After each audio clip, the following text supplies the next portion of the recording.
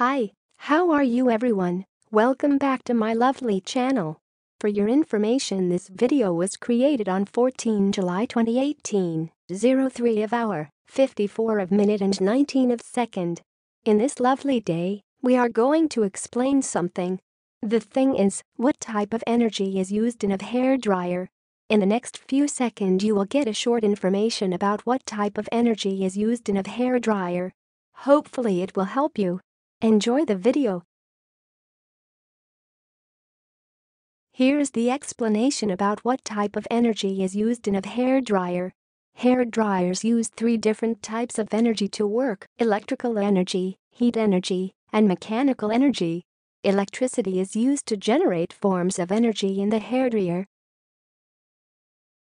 Now, we will give you 20 seconds to read again the explanation by yourself so you can absorb this information. Please take your time.